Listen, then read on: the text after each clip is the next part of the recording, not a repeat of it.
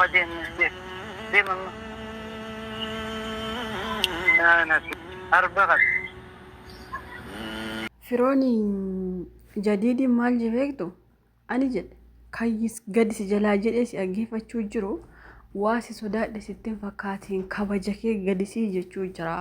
yookaas immoo namoota abdattu qabdaayyuu akkas natti utaaltaa jennaan jadiid immoo maal jedhe beektu ati foonuma kee kan abdattee akkas taatamu ati arbadha kanaafuu arbi faayidaa hin qabu bara. Sin sodaadhachuu natti fakkaata jadiidi ashama akkam jirtu hordoftoota kiyyaan jala galata rabbii siin bakka jiraattanii bakka jirtanitti nagee isin faana jirtu asumaan amsa koo ijoollee shamarranii warreen of ajjeesnaa taraanan kooti mucayyoo kaarruu sana dhaane ana warra jettan asuma irratti stop abbadhaa isiniin jenna addunyaan hin dabartee hundi keenya gubannee jiraachuu jira namni qabbanaa jiraachuu jiru hin jiru yeroo baay'ee waan kan akka beeksisatti giddu gashuu qaba soon haasawaa jechuudha maaliif shamarroonni keenya babbareedduuf qaqqaaliif gaggaarii nu jalaa uumuu jirta waan ta'eef irraa dubbachuun dirqamaa jechuudha. Okay, Firooni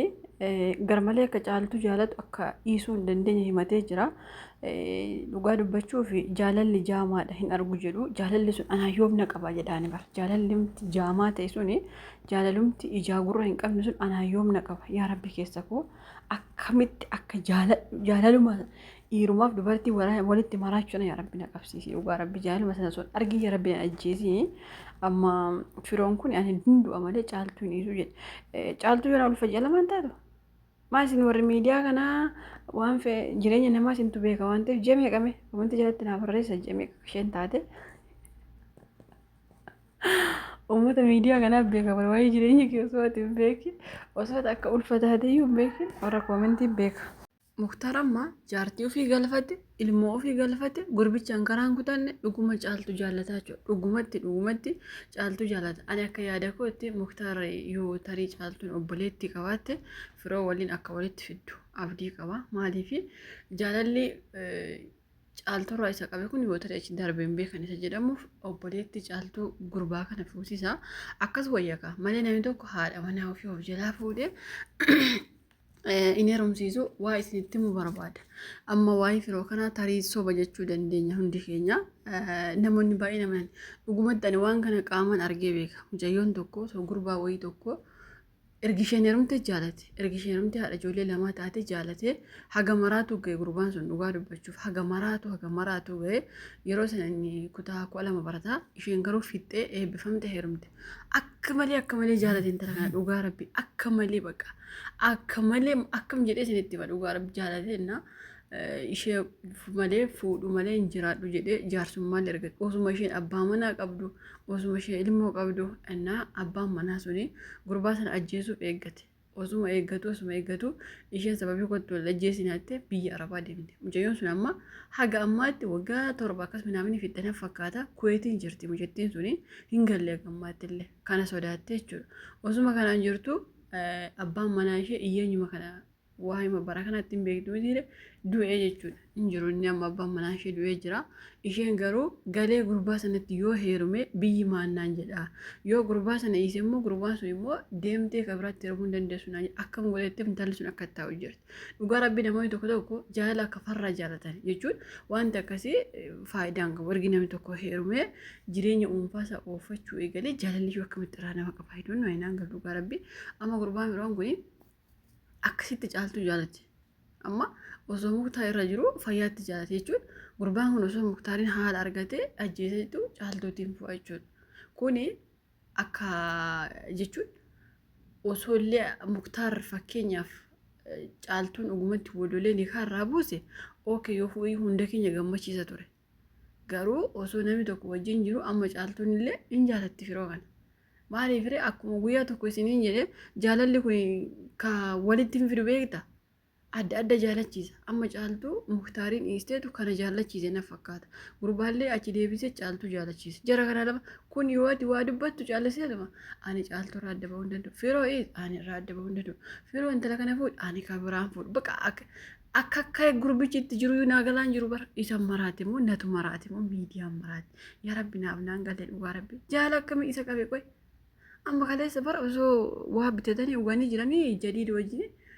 bakka waa'ee caaltuu ani dhiisuu hin danda'u jedha dhiisuu hin danda'u. Caaltuu illee amma jireenya gammachuu jiraachaa hin jirtu bar. Maaliif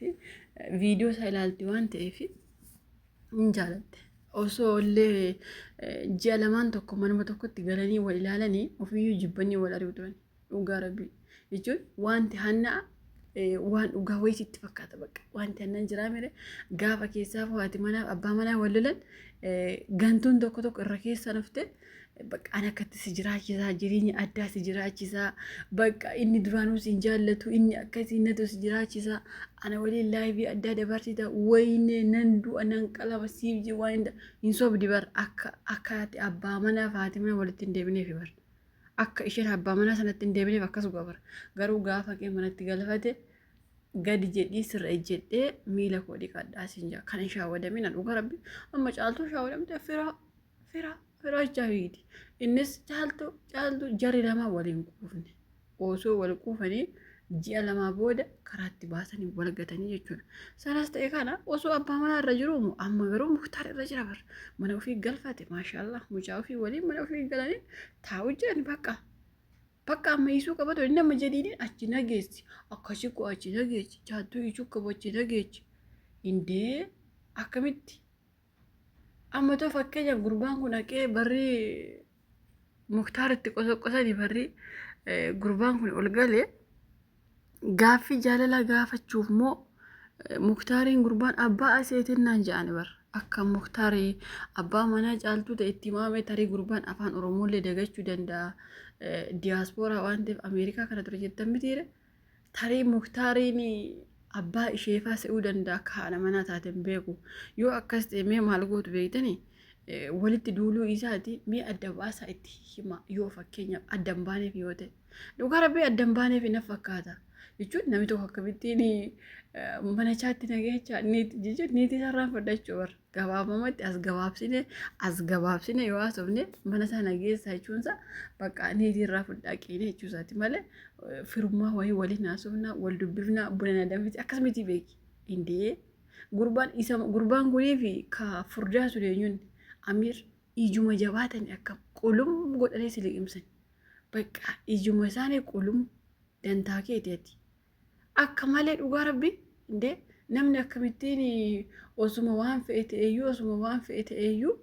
bakka ergi jarri walitti deebi'anii keessaafuu dhiisuu qaba bakka biraa deebuu qaba indee gorsadhaa yoo ta'e afaan Oromoolee yoo dagate ta'e gorsaa bakka jechuun waan dagate wayii na fakkaata amma akkatti bifa isaallee gaafa ilaaluu fi jadiidillee yeroo inni waa'ee biyya namaati inni galee odeessa beektu kanes gurbaan diyaaspooraadha. Okay, yoo aadaa fi maalummaa dagate yoo ta'e sitti hima jechuun namoonni tokko biyya Arabaa kana keessa warri turan waan baay'ee dagachuu waan aadaa caalaa yoo akka abbaa itti fakkaachuu danda'a. Maaliif warri Ameerikaa kun ijoolleen isaanis haati manaa isaanis addaan baafattu beektee hunduu ijoollee abbaanis ijoollee haati manaas ijoollee maaliif yeroo ijoollummaa isaanii ijoollee waan go'ataniif nuti garuu ergi umuriin keenya darbee waggaa fakkeenya waggaa 30 teenye waggaa 32 fa'aa teenye heerumna achi booda ijoollee arganna gaafuma ijoollee tokko argannu dullattii taanaa jechuudha. Kanaaf tarii akkatti dubbii wal jala dha'uu dandeessi yoo Ameerikaa sana keessa dhuguma kaasin Ameerikaa ture kaa Ameerikaa ture haa jennu bakka maal goonaree diddanii Ameerikaa malee Ameerikaa ture bees Ameerikaa ture jettanii malee diddanii bar diyaaspooraa jettanii bar gurbaan diyaasporummaan qabu garuu isin diyaaspooraa jadiidillee yeroo odeessati diyaasporummaa kee wanti jee gurbaan tokko irra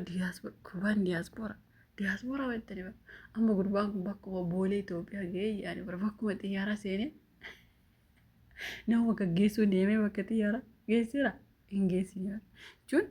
akkas jedhee sanni caaltuu ashoofu caaltuu dhuguma seete inni diyaaspooraa yuutuubii jedhu